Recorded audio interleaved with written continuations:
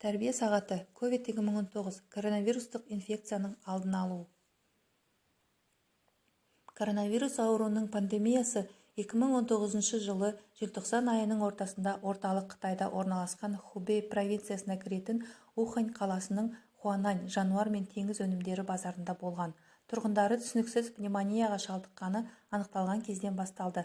Осыдан кейін Қытай ғалымдары коронавирустың жаңа түрін анықтады. SARS-CoV-2.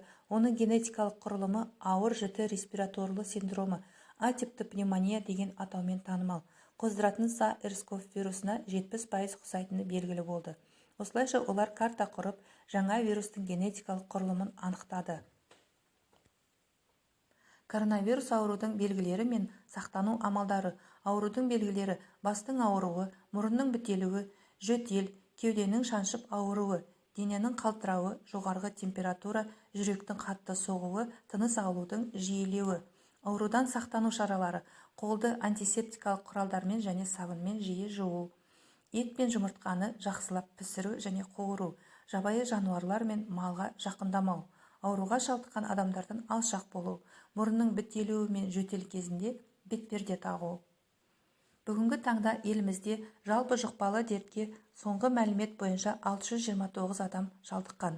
216 науқас Астанада, 116 адам Алматыда, Қарағанды облысында бір күнде 16 адам бірден жұқтырған.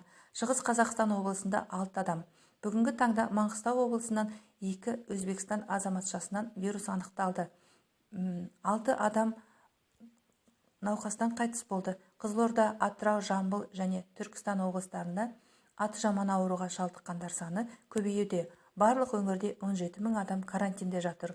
Ауруға шалдыққандардың 85%-ның жағдайы жақсы, жеңіл, 11%-ны орташа, қалғаны ауыр. Бір қуантарлығы, елімізде ағзадағы вирустың бар жоғын анықтайтын 96 000 экспресс-тестке әкелінді. Нұрсұлтан мен Алматы қаласында күніне 500 адамды сынақтан өткізу жоспарда бар. Ал шет елде қалып қойған отандастарымыз елге әлі де оралып жатыр. Мәселен, өткен аптада Үндістан астанасы Делиден 106 жолаушы келген. Олардың барлығы оқшауланды, өйткені араларында вирус жұқтырғандар да бар. 17 адам анықталып отыр. 10 азамат карантиндік стационарға жатқызылып, зерттеу анализдері алып, оң нәтиже алып отыр. 4 оқиға Дели Тараз ұшағынан келген азаматтар. Осы аурумен күресіп жүрген медицина қызметкерлер мен дәрігерлердің денсаулығы алаңдаулы. Бүгінде коронавирус жұқтырған медицина қызметкерлерінің саны 120-ға жетті.